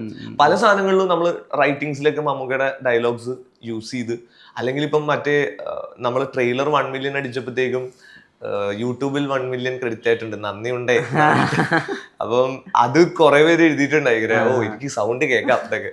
അപ്പം അത് മമ്മൂക്കയ്ക്ക് ഭയങ്കര ഇഷ്ടപ്പെട്ടായിരുന്നു എന്ന് പറയണ്ടേ. Okay okay okay. ഈ ഗൗതം വാസുദേവൻ സാറായിട്ടുള്ള ഇന്ററാക്ഷൻ്റെ അകത്ത് വരുന്ന സമയത്ത് ഇപ്പം അദ്ദേഹം ഓരോ കാര്യങ്ങൾക്കും നമ്മൾ അദ്ദേഹത്തിന്റെ സിനിമകളിൽ കണ്ടിട്ട് ഒരു എസ്തെറ്റിക്സ് ഉണ്ടല്ലോ, എല്ലാത്തിനും ഒരു ഭംഗി ഉണ്ടാവും. ആരെ പ്രസന്റ് ചെയ്താലും അവരുടെ കോസ്റ്റ്യൂംസിനായാലും ഒക്കെ ഒരു ഭംഗി ഉണ്ടായിരിക്കും. ഇപ്പോൾ അരുൺ അദ്ദേഹവുമായിട്ടുള്ള ഇന്ററാക്ഷനിൽ അദ്ദേഹത്തിന്റെ ഈ ഡീറ്റെയിലിംഗ് കാരണമാണോ അത് ബേസിക് റൈറ്റിംഗ് കാരണമാണോ ഇപ്പോൾ ഒരു ഭയങ്കര പെക്യൂലിയർ ആയിട്ടുള്ള കുറെ കാര്യങ്ങൾ അദ്ദേഹത്തിന്റെ സിനിമയിൽ വരും, അത് എവിടെ നിന്ന് വരുന്നു എന്നായിരുന്നു വിചാരിക്കുന്നത്? എനിക്ക് അങ്ങനെ സ്പെസിഫിക്കലി അറിയില്ല. അത് GVM സാറിന്റെ ഒരു തോട്ട് പ്രോസസ്സും ഹിസ് ഓൺ സ്റ്റൈൽ എന്നാണ് ഞാൻ വിശ്വസിക്കുന്നത്. പിന്നെ ഞാൻ ഓൺ സെറ്റ് മനസ്സിലാക്കുന്നത് എല്ലാത്തിനും ഇപ്പൊ ചേട്ടൻ പറഞ്ഞ പോലെ ഒരു പ്രത്യേക സ്റ്റൈലിലാണ് സാറ് ഷൂട്ട് ചെയ്യുന്നതും. മറ്റു ഡയറക്ടേഴ്സിനേക്കാളും വേറെ എന്തോ ഒരു ടെക്നിക്ക് യൂസ് ചെയ്യുന്നുണ്ട്, സ്പീഡ് യൂസ് ചെയ്യുന്നുണ്ട്. അത് ആക്ടേഴ്സിനോട് സംസാരിക്കുമ്പോഴാണെങ്കിലും പല വേറെ ടൈപ്പ് ഫ്ലോ ഒക്കെ ഞാൻ കണ്ടിട്ടുണ്ട്. എനിക്ക് പക്ഷെ ഒരുപാട് ടൈം സ്പെൻഡ് ചെയ്യാൻ പറ്റിയിട്ടില്ല. സെറ്റിൽ ഞാൻ കണ്ടിടത്തോളം അങ്ങനെ മനസ്സിലായത്. ഇപ്പൊ നമ്മളോട് പറയുമ്പോഴാണെങ്കിലും എനിക്ക് ആ പോസ്റ്ററിന്റെ കോൺവെർസേഷൻ ആണല്ലോ കൂടുതലും. അപ്പം പോസ്റ്റേഴ്സിനെ കുറിച്ച് പറയുമ്പോഴാണെങ്കിലും നമ്മൾ ഇനീഷ്യലി കുറച്ച് കളേഴ്സ് ലോക്ക് ചെയ്തിട്ടുണ്ടായി, ലാവെൻഡർ, ഓറഞ്ച്, പേർപ്പിൾ ഒക്കെ. അപ്പൊ അത് മോസ്റ്റ്ലി പ്രിന്റുകളിൽ എപ്പോഴും യൂസ് ചെയ്യാത്ത സാധനം. ഓറഞ്ച് ഒക്കെ യൂസ് ചെയ്യും, പക്ഷെ ലാവെൻഡറിൽ ഫുള്ള് ടൈപ്പോഗ്രഫി വരലും ഒക്കെ ഇച്ചിരി അങ്ങനെ പുതിയൊരു സാധനമാണ്. അപ്പം നമുക്ക് ആ കൺസിസ്റ്റന്റ്ലി അത് തന്നെ പിടിക്കാം. ലാവെൻഡർ നമ്മുടെ പടത്തിലെ ടോണാലിറ്റി തന്നെയാണ്, അത് പിടിച്ചാൽ മതി. നമ്മുടെ ആ സെറ്റിംഗ് ഒക്കെ അങ്ങനെയാന്ന് പറഞ്ഞാൽ നമുക്ക് സെറ്റിന്റെ കുറച്ച് ഫോട്ടോ കാണിച്ചു തന്നു, സിനിമാറ്റോഗ്രാഫറും കുറെ ഐഡിയാസ് സെറ്റിന്റെ ഒക്കെ തന്നു. അപ്പം എല്ലാ യൂണിറ്റിലെ ആൾക്കാരും ഇപ്പോൾ ആർട്ട് ഡയറക്ടർ, സിനിമാറ്റോഗ്രാഫർ ഒക്കെ നമ്മുടെ അടുത്തേക്ക് കൊണ്ടുവന്ന് നമുക്ക് ആ ഒരു പ്ലാൻ ഓഫ് ആക്ഷൻ നന്നായിട്ട് പറഞ്ഞു തന്നായിരുന്നു GVM സാർ. അത് ഭയങ്കര ഹെൽപ്പാണ്. അതെല്ലാവരും എപ്പോഴും ചെയ്യത്തില്ല, ചെയ്യാറുണ്ട്. അങ്ങനെ നമുക്ക് പറഞ്ഞു തന്ന എനിക്ക് തോന്നുന്നു സാറിന്റെ ഒരു വർക്കിംഗ് സ്റ്റൈലിൽ വരുന്ന ഒരു സാധനമായിരിക്കും. അതുകൊണ്ടായിരിക്കും ചിലപ്പം ചേട്ടൻ പറഞ്ഞൊരു എസ്തെറ്റിക്സ് പടത്തിൽ എപ്പോഴും വരുന്നത്. ഈ പോസ്റ്റേഴ്സ് അല്ലാതെ എന്തൊക്കെ കോൺവെർസേഷനാ പുള്ളിയായിട്ട് ഉണ്ടായിട്ടുള്ളത്? പോസ്റ്റേഴ്സിന്റെ പേരല്ലാതെ അങ്ങനെ ഒരു ഭയങ്കര ഞാൻ എപ്പോഴും സംസാരിക്കുന്നത് GVM സാറിന്റെ അസിസ്റ്റന്റ് പ്രീതിയായിട്ടാണ്. അപ്പം അങ്ങനെ GVM സാറായിട്ട് സംസാരിക്കുമ്പോൾ പോസ്റ്റേഴ്സ് അല്ലാണ്ട് പ്രത്യേകിച്ച് സംസാരിക്കും ഇതൊക്കെ തന്നെ. പടം എങ്ങനെയുണ്ട് എന്നൊക്കെ ചോദിക്കും, നല്ല ഇറക്കും. ഈ ഇപ്പോൾ നമ്മൾ ഇൻസ്റ്റാഗ്രാം ഹാൻഡിൽ എടുത്ത് നോക്കിയാലും നിങ്ങൾ ഏറ്റവും അധികം മുകളിൽ പെൻ ചെയ്ത് വെച്ചിട്ടുള്ള 3 പോസ്റ്റേഴ്സ് ബ്രഹ്മയുഗത്തിൻ്റെയാണ്. ബ്രഹ്മയുഗമാണ് ഇപ്പോൾ കരിയർ ബെസ്റ്റ് ആയിട്ടോ അല്ലെങ്കിൽ കരിയർ ഡിഫൈൻ ചെയ്തിട്ടുള്ള പോസ്റ്റേഴ്സ് എന്നാണോ അരുൺ സ്വയം വിശ്വസിക്കുന്നത്? ഉറപ്പായിട്ടും ബ്രഹ്മയുഗമാണ് നമുക്ക് ആ ഒരു സ്പേസും നമുക്ക് വർക്ക് ചെയ്യുമ്പോഴാണെങ്കിലും ആ ഫ്രീഡവും വൻ എക്സ്പ്ലോറേഷൻ നടത്താനും, പ്രത്യേകിച്ച് അങ്ങനെ ഒരു പടത്തിന്റെ ഭാഗമാകുമ്പോൾ നമുക്ക് കിട്ടുന്ന ഒരു എക്സ്പോഷറും വലുതാണ്. അപ്പൊ അത് തന്നെയാണ് നമ്മുടെ ഒരു ബിഗസ്റ്റ് സോഫാറെന്ന് ഞാൻ വിശ്വസിക്കുന്നു. ഇപ്പൊ എല്ലാ പ്രമുഖമായിട്ടുള്ള മേളകളിലും ബ്രഹ്മയുഗം ഫീച്ചർ ചെയ്തിട്ടുണ്ട്, IFFIലും കുറെ സ്ഥലങ്ങളിലും. എല്ലാ ദിവസവും അതിന് അനുമോദനങ്ങളും അതിന്റെ സ്ക്രീൻ ഇൻഫ്രാസ്ട്രക്ചറിനെ പറ്റിയിട്ടും അത് ഉണ്ടാക്കിയിട്ടുള്ള ഇമ്പാക്റ്റിനെ പറ്റിയിട്ടൊക്കെ ആളുകൾ സംസാരിച്ചിട്ടുണ്ട്. എല്ലാ റൗണ്ട് ടേബിൾ കോൺഫറൻസുകളിലും ബ്രഹ്മയുഗം ഒരു മെൻഷനായിട്ടൊക്കെ വരാറുണ്ട്. ബ്രഹ്മയുഗം പിന്നെ അടുത്ത സിനിമയ്ക്ക് തന്നിട്ടുള്ള അല്ലെങ്കിൽ കരിയറിൽ തന്നെ തന്നിട്ടുള്ള ഒരു ലേണിംഗ് എന്തായിരുന്നു? ബ്രഹ്മയുഗത്തില് ലേണിംഗ് ആസിന് ഇപ്പം അങ്ങനെ ഒരു ടീമിന്റെ ഒപ്പം വർക്ക് ചെയ്യുമ്പോൾ ഭയങ്കര സ്ട്രക്ചേർഡ് ആയിട്ടായിരുന്നു അവർ വർക്ക് ചെയ്തുകൊണ്ടിരുന്നത്. പ്രത്യേകിച്ച് Wayanad studios night shift Ram സാറിന്റെ ടീം എന്ന് പറഞ്ഞാൽ ഭയങ്കര സ്ട്രക്ചേർഡ് ആയിട്ടാണ് അവർ പ്ലാൻ നേരത്തെ ചെയ്തിട്ടാണ്. ഇപ്പം നമ്മളൊരു ഫ്രം ടുമോറോ എന്ന് പറഞ്ഞ പോസ്റ്റർ ഇറക്കുമ്പോഴും from today in cinemas now എന്നൊക്കെ പറഞ്ഞ് ഇറക്കുന്നത് പോലും അവർ ഷൂട്ട് തുടങ്ങുന്നതിന് മുന്നേ നമുക്ക് ഇങ്ങനെ വേണം ഇറക്കാൻ, നമുക്ക് ഇന്ന ദിവസമായിട്ട് വരും, അവർ ദേ ഹാഡ് പ്ലാൻഡ് റിലീസ് എന്നാണ്. അപ്പൊ അതിനെങ്ങനെ പോസ്റ്റർ പോകണം, എന്ത് ടൈപ്പ് പോസ്റ്റർ പോകണം എന്നൊക്കെ ഉള്ളൊരു ക്ലാരിറ്റി അവർക്ക് ഉണ്ടായി. ബാക്കി ക്രിയേറ്റീവ് ഫ്രീഡം നമുക്ക് എടുക്കാം, എന്നാലും ഒരു സോൺ നമുക്ക് തരും. അതെപ്പോഴും ഭയങ്കര വർക്കിംഗ് ആണ്. രാം സാറിന് പ്രത്യേകിച്ച് ഭയങ്കരമായിട്ട് മാർക്കറ്റിംഗിൽ സെൻസ് ഉണ്ട്. അപ്പം നമ്മൾ അതിനെ ഫോളോ ചെയ്തപ്പോൾ ഭയങ്കര രസമുള്ള കുറെ സാധനമാണ്. അപ്പൊ നമ്മളൊരു സ്ട്രക്ചറിൽ ഭയങ്കര പ്രോപ്പറായിട്ട് ആദ്യമായിട്ട് വർക്ക് ചെയ്യുന്ന ബ്രഹ്മയുഗത്തിലാണ്. ആ സ്ട്രക്ചർ നമ്മൾ പിന്നീട് മറ്റ് സിനിമകളിൽ എടുത്ത് അപ്ലൈ ചെയ്യാൻ ശ്രമിച്ചിട്ടുണ്ട്. അപ്പൊ അവർക്കും ഭയങ്കര സന്തോഷം, സുഖം, ഇപ്പോഴേ ആദ്യമേ ക്ലാരിറ്റി കിട്ടും. കാരണം നമ്മൾ ഇനീഷ്യലി പടം തുടങ്ങുമ്പോൾ തന്നെ എല്ലാ പോസ്റ്റേഴ്സിന്റെയും റഫ് നമ്മൾ പ്ലാൻ ചെയ്യും, ഇങ്ങനെയൊക്കെ വരും, നമുക്ക് ഇങ്ങനത്തെ ക്യാപ്ഷൻ ഉപയോഗിക്കാം. സമയങ്ങളിൽ മാറും, അത് ചിലപ്പോൾ ഡേറ്റ് മാറിയേക്കാം, ചിലപ്പം ക്യാപ്ഷൻ മാറും, ആക്ടേഴ്സ് മാറിയേക്കാം. അപ്പം പക്ഷെങ്കിൽ ഒരു ബേസിക് സ്ട്രക്ചർ ഉണ്ടെങ്കിൽ നമ്മൾ വർക്ക് ചെയ്യുന്നവർക്കും ക്ലാരിറ്റി ഉണ്ടാവും, ആ പടത്തിന്റെ പോസ്റ്റർ കാണുന്നവർക്കും സുഖം ഉണ്ടാവും കാണാൻ, വർക്ക് ചെയ്യുന്ന ഇപ്പം ടീമിലെ സിനിമയിലെ ആൾക്കാർക്കും ഭയങ്കര എളുപ്പമായിരിക്കും നമ്മളായിട്ട് കമ്മ്യൂണിക്കേറ്റ് ചെയ്യാൻ. അങ്ങനെ സ്ട്രക്ചർ നമുക്ക് തന്ന് അല്ലെങ്കിൽ നമുക്ക് എളുപ്പമാക്കി തന്നത് ബ്രഹ്മയുഗം ടീമാണ്. അതാണൊരു കിട്ടിയൊരു ലേണിംഗ്. ഇപ്പം സിനിമ വൈസ് ആണെങ്കിലും ഇവര് ഭയങ്കര റിലാക്സ്ഡ് ആയിട്ട് വർക്ക് ചെയ്യുന്ന ആൾക്കാരാണ് വേറൊരു തരത്തിൽ നോക്കുമ്പോഴത്തേക്ക്. എന്ന് വെച്ചാൽ ഞാൻ സ്ട്രക്ചർ പറയുമ്പോൾ അവര് പ്ലാനിങ് ഉണ്ട്, അതേസമയം മഞ്ചിൽ ട്രിപ്പൊക്കെ പോവാ, ഇടയ്ക്ക് പുറത്ത് പോയി ചായ പിടിച്ച് പണിയെടുത്ത് വരിക, ആ മൂഡാണ്. അപ്പൊ രാവിലെ ഇവിടെ അടുത്താണ് താമസിക്കുന്നത് ഫ്ലാറ്റില്. അപ്പം നമ്മളെ ഇടയ്ക്കിടയ്ക്ക് വിളിക്കും, അവിടെ കൊണ്ടിരുന്ന ഭക്ഷണമൊക്കെ തന്ന് പയ്യെ വർക്കിലേക്ക് കിടക്കത്തുള്ളൂ. അപ്പം അത് സുഖം, വൻ ഫ്രീ ആണ്. നമ്മുടെ അടുത്ത് ഇങ്ങനെ ഇന്നത് ചെയ്യുന്നൊന്നും പറഞ്ഞിട്ടില്ല ഇതുവരെ ആ ബ്രഹ്മയുഗം ടീം. ചെയ്തോ നമുക്ക് ഇറക്കാം, അത്രേ ഉള്ളൂ. അപ്പം ചെയ്യുന്നു, കാണുന്നു, അവർക്ക് എന്തെങ്കിലും ട്വീക്ക് ഉണ്ടെങ്കിൽ പറയും, അല്ലാതെ ഒരു പ്രശ്നം ഉണ്ടായില്ല. അപ്പം അത്രയും ക്രിയേറ്റീവ് ഫ്രീഡം നമുക്ക് ആദ്യമായിട്ടാണ് കിട്ടുന്നത്. അപ്പം ആ ജഡ്ജ്മെന്റും ഫ്രീഡവും നമ്മളിപ്പം മറ്റു പടങ്ങളിൽ മാക്സിമം ഇംപ്ലൈ ചെയ്യാൻ നോക്കുന്നുണ്ട്. ഇപ്പൊ മമ്മൂക്കയുടെ ഇങ്ങനൊരു അവതാരമായിരുന്നു ബ്രഹ്മയുഗത്തിൽ എന്നുള്ളതും, അല്ലെങ്കിൽ ഇപ്പൊ ഡൊമിനിക്കിലായാലും ഇങ്ങനെയാണ് ലുക്ക് എന്നൊക്കെ ആദ്യം അറിയും, ആദ്യം കാണുകയും ചെയ്യുന്ന, ഐ മീൻ ഫസ്റ്റ് ഓഡിയൻസ് സത്യം പറഞ്ഞാൽ നിങ്ങളല്ല ഇൻ ടേംസ് ഓഫ് പോസ്റ്റർ. അത് ഉണ്ടാവുന്ന, ഇപ്പൊ ബ്രഹ്മയുഗത്തിനെ പറ്റി സംസാരിക്കാം ആദ്യം. അത് ഉണ്ടാവുന്ന ഒരു എക്സൈറ്റ്മെന്റ് അല്ലേ, ആദ്യം ഫോട്ടോഷൂട്ട് നടത്തുന്നതിന്റെ മൊമെന്റ്, അത് കഴിഞ്ഞിട്ട് അതിന്റെ ഔട്ട് കാണുന്നു, അതിനിടയ്ക്ക് അതിനിടയിൽ മമ്മൂക്കയുമായിട്ടുള്ള ഇന്ററാക്ഷൻസ് സംഭവിക്കുന്നുണ്ട്, പിന്നെ അതിന്റെ പോസ്റ്റേഴ്സ് റിലീസ് ആവുന്നതിന് അന്ന്. ഈ 3 ദിവസങ്ങളും 3 സന്ദർഭങ്ങളും ഒന്ന് പറയാൻ പറ്റുമോ? ഇപ്പം ചേട്ടൻ പറഞ്ഞ പോലെ തന്നെ ബ്രഹ്മയുഗത്തിന്റെ പടം വളരെ തുടങ്ങുന്നതിന് മുന്നേ തന്നെയായിട്ട് നമുക്കൊരു സ്കെച്ച് കാണിച്ചിട്ടുണ്ട്. നമുക്ക് ഇങ്ങനെ ഇരിക്കും, നമ്മൾ ഇത് ആദ്യമായിട്ടാണ് ആ ഒരു സാധനമുണ്ട്. നമുക്ക് പക്ഷെ ആരോടും പറയാനും പറ്റത്തില്ല, ഇങ്ങനെയാണെന്നൊന്നും പറയാനും പറ്റത്തില്ല. അത് പറഞ്ഞാലും ഈ സ്കെച്ച് കാണിക്കേണ്ട എക്സ്പ്ലെയിൻ ചെയ്യാൻ പറ്റത്തില്ല. പിന്നീട് ആ ലുക്കിനെ ഏറ്റവും എഫക്റ്റീവ്ലി പുറത്ത് എങ്ങനെ കൊണ്ടുവരും എന്നുള്ളൊരു പ്രഷർ നമുക്ക് ഉണ്ടാവും. പല പല റഫ് നമ്മൾ ട്രൈ ചെയ്യും, സ്കെച്ചസ് ട്രൈ ചെയ്യും, മാനിപ്പുലേറ്റ് ചെയ്ത് നോക്കും. അതിലേറ്റവും ബെസ്റ്റ് ഒരു സാധനം കണ്ട് അതിനൊരു മൂഡ് ബോർഡ് ഉണ്ടാക്കി എല്ലാവർക്കും കൊടുത്ത് ലോക്കായി കഴിഞ്ഞാൽ അടുത്ത സ്റ്റേജ് ഫോട്ടോഷൂട്ടാണ്. ഫോട്ടോഷൂട്ടിൽ ഈ പറയുന്ന പോലെ നമ്മൾ വളരെ ക്വിക്ലി ആക്ഷൻസ് എടുക്കേണ്ടി വരും. കാരണം നമുക്ക് അങ്ങനത്തെ ഒരു ലുക്ക് ഈസിലി ലീക്ക് ആവാം. സെറ്റിൽ തന്നെ പലരും പുറത്തുനിന്നൊക്കെ കാണുന്നവർക്ക് കൗതുകം തോന്നി ഫോട്ടോ എടുത്ത് പുറത്തു വിടാം. അതിന് മുന്നേ നമുക്ക് ഒഫീഷ്യൽ ആക്കുക എന്നുള്ളൊരു സ്പീഡ് നമ്മൾ ഉണ്ടാക്കാൻ, അതും ഒരു ആ പ്രഷറിൽ നമ്മൾ സ്പീഡാക്കാൻ നോക്കും.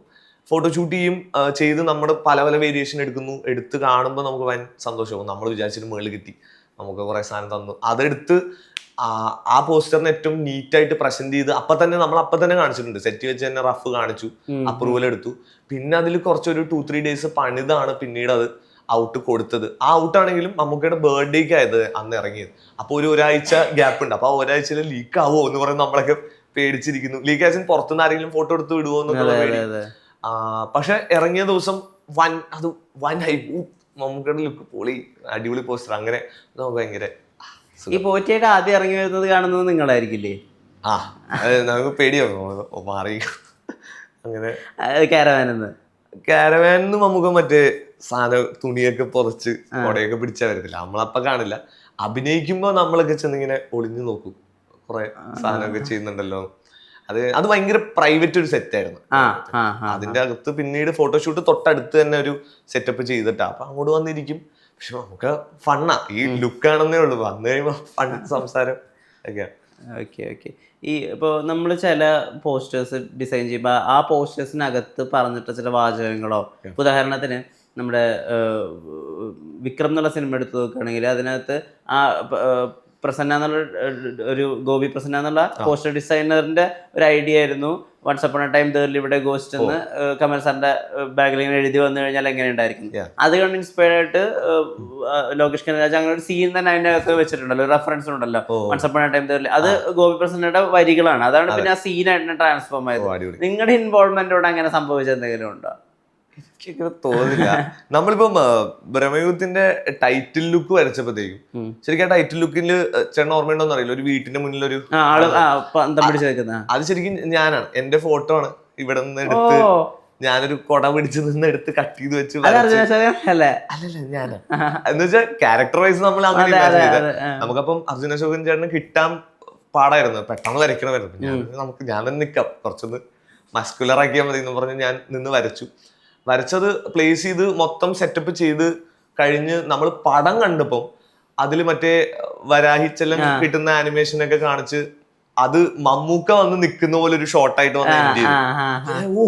ഇതപ്പോ അതായി. അപ്പൊ ചിലപ്പം അത് അങ്ങനെ വന്നതായിരിക്കാം. പക്ഷെ ചിലപ്പം അത് അപ്രൂവ് ചെയ്ത് തന്നെ രാഹുലേട്ടൻ ഓക്കെ അതിന് ക്ലോസ് ഇനഫ് ആണെന്ന് വിചാരിച്ചിട്ടായിരിക്കും. പക്ഷെ നമ്മളത് അറിഞ്ഞിട്ടേ ഇല്ല.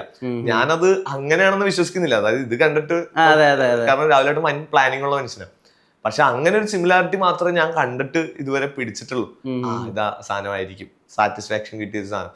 അല്ലാതെ നമ്മൾ ഇൻവോൾവ് ആയിട്ട് അങ്ങനെ മധുരത്തിന്റെ പോസ്റ്റർ, ടൈറ്റിൽ പോസ്റ്റർ ചെയ്തപ്പോൾ നമ്മൾ സ്റ്റിച്ച് ചെയ്താണ് ചെയ്തത്. അങ്ങനെ ഒരു പ്ലാനേ ഉണ്ടായിരുന്നില്ല. സ്റ്റിച്ച് ചെയ്ത് നമ്മൾ എടുത്തു കഴിഞ്ഞ് പരിപാടി രസമായിട്ട് വന്ന എല്ലാവരും ഭയങ്കര ഇഷ്ടമാണെന്ന് പറഞ്ഞു. അത് പടത്തിൽ എങ്ങനെ കാണിക്കും, ഈ ഒരു രസം, ഓർഗാനിക്നെസ് പടത്തിൽ ചുമ്മാ ഡിജിറ്റലി വന്നാൽ കിട്ടത്തില്ല. അപ്പൊ ഞാൻ സജസ്റ്റ് ചെയ്തു, നമുക്കെന്നാ ചേട്ടാ എവിടെയെങ്കിലും അഴയില് വലിയൊരു സൈസിൽ നമുക്ക് ആക്ച്വൽ ബെഡ്ഷീറ്റാണ് നമ്മൾ ഉദ്ദേശിച്ചത്, മറ്റേ ഹോസ്പിറ്റലിന്റെ, അതിൽ തന്നെ ആക്ച്വലി തുന്നിയിട്ട് നമുക്ക് കൊണ്ടിട്ട് അതിന്റെ ഒരു ഷോട്ട് എടുത്താൽ അതൊരു ടൈറ്റിലായില്ലേ എന്ന് ചോദിച്ചു. പറഞ്ഞു അത് നല്ല ഐഡിയ, എന്നാ നാളെ തന്നെ തുന്നിക്കോന്ന് പറഞ്ഞു. അങ്ങനെ തുന്നി. പക്ഷെ നമ്മൾ തുന്നിക്കൊണ്ടുപോയ ബെഡ്ഷീറ്റ് തലകുത്തനെയാ തുന്നിക്കൊണ്ടുപോയ. അപ്പൊ അത് എന്ന് വെച്ചാൽ ആ എഡ്ജിൽ വരികയും വേണം. ഇങ്ങനെ തുന്നി വെച്ചത്. അതിട്ട് കഴിഞ്ഞപ്പോ ഒന്നും ചെയ്യാനുണ്ടായില്ല. അതെങ്ങനെയൊക്കെയോ വെട്ടി സ്റ്റിച്ച് ചെയ്ത് പിന്നെയും ചെയ്ത് അന്ന് തന്നെ ഷോട്ട് എടുക്കുകയും വേണമായിരുന്നു. എങ്ങനെയൊക്കെ എടുത്ത് അത് തന്നെ മധുരത്തിൽ ഉപയോഗിച്ചേക്കുന്നത്, ആ ടൈറ്റില് ബെഡ്ഷീറ്റിൽ ആടുന്ന. ശരിക്കും അല്ലെങ്കിൽ അത് ഡിജിറ്റലി വന്നാണ്. അപ്പൊ അത് നമ്മുടെ ഒരു നിങ്ങൾ തന്നെ തുന്നിയ, നിങ്ങൾ പോസ്റ്റേഴ്സിന് വേണ്ടി ചെയ്ത് തന്നെയാണ് സീനായിട്ട് വന്നിട്ടുള്ളത്. അതെ, നമ്മൾ പോസ്റ്റർ ചെയ്ത ചെറിയൊരു കർച്ചീഫ് സൈസാ. മനസ്സിലായി. അത് പക്ഷെ പടത്തിൽ ഇടാൻ വേണ്ടി നമ്മൾ വലിയ ബെഡ്ഷീറ്റിൽ ഒന്നുകൂടെ തുന്നി, അതാണ് ചെയ്തത്. അങ്ങനത്തെ ഇൻപുട്ട്. നമ്മൾ ഡയലോഗും സീനും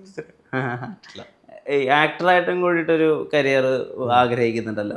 അപ്പം ലിറ്റിൽ ആർട്സിൽ നമ്മൾ കംപ്ലീറ്റ്ലി ഒരു അന്യ സംസ്ഥാന തൊഴിലാളിയായിട്ട് നമുക്ക് മനസ്സിലായത്. ഒരുപാട് ആക്ച്വലി അന്യ സംസ്ഥാന തൊഴിലാളിയാണെന്ന് വിചാരിച്ച ആളുകളും ഉണ്ടായിരുന്നു. അപ്പം അത് ഒരു വലിയൊരളവിൽ റിസീവ് ആയിട്ടില്ലെങ്കിൽ അത് ഇഷ്ടപ്പെട്ടുള്ള ഒരുപാട് ആളുകൾ നല്ല റെസ്പോൺസ് പറഞ്ഞിട്ടുണ്ടായിരിക്കും.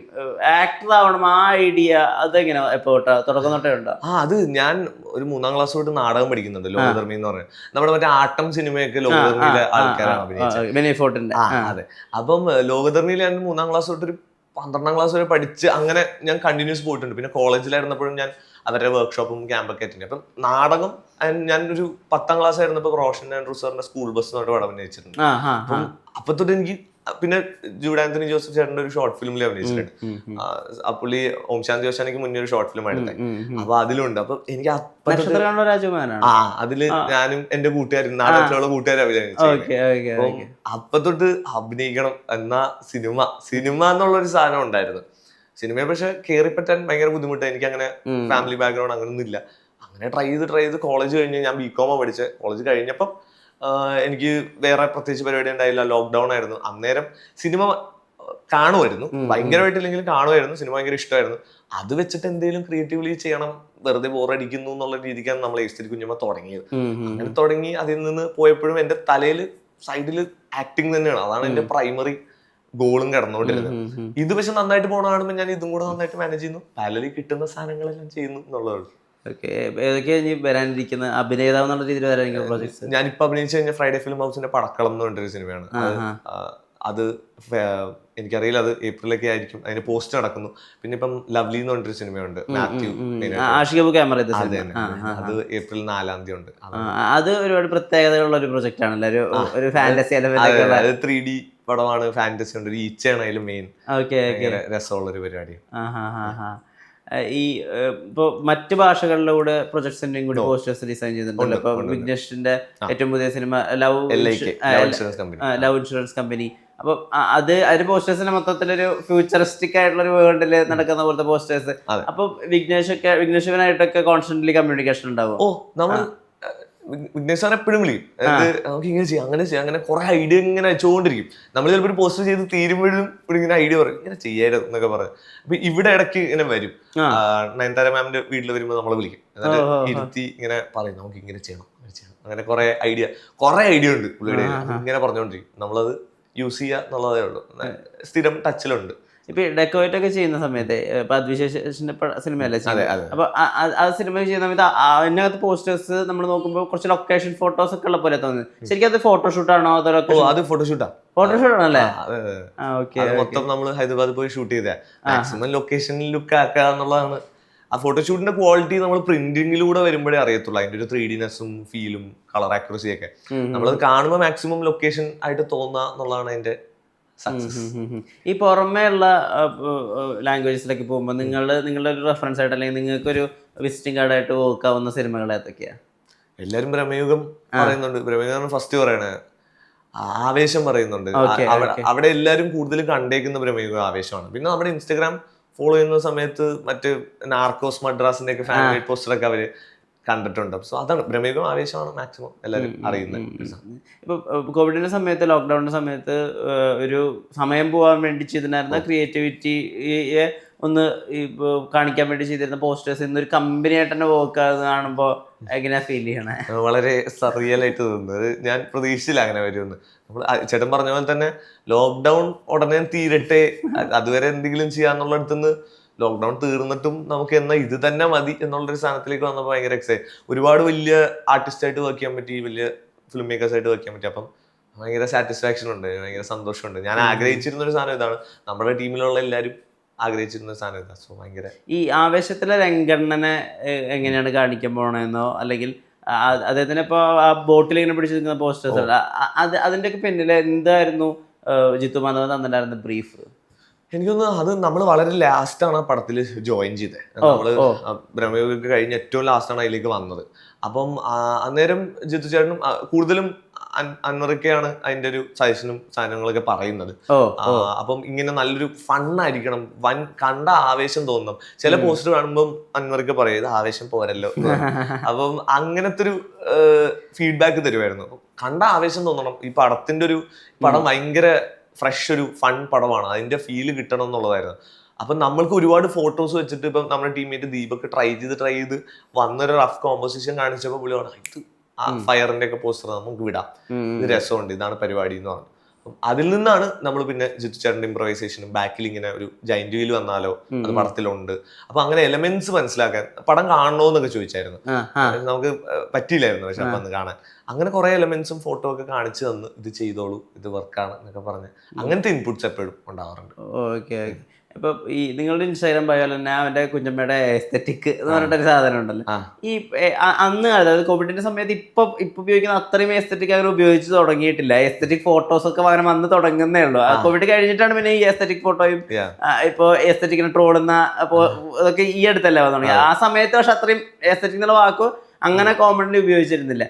ആ എസ്തെറ്റിക് എന്നുള്ള പേരും അതിന്റെ കൂടെ കുഞ്ഞമ്മ ചേർക്കാന്നുള്ള ഐഡിയയും അതെങ്ങനെയാണെന്നത്? ചേട്ടാ ഞാൻ ഈ പറഞ്ഞ കോളേജിൽ പഠിക്കുമ്പോൾ സ്ഥിരമായിട്ട് ഇൻസ്റ്റാഗ്രാമിൽ കാണുന്ന സാധനമായിരുന്നു ഇങ്ങനെ പിള്ളേര് ഓലയിലൊക്കെ ചാരി ഹാഷ്ടാഗ് എസ്തെറ്റിക് എന്നൊക്കെ പറഞ്ഞിട്ട്.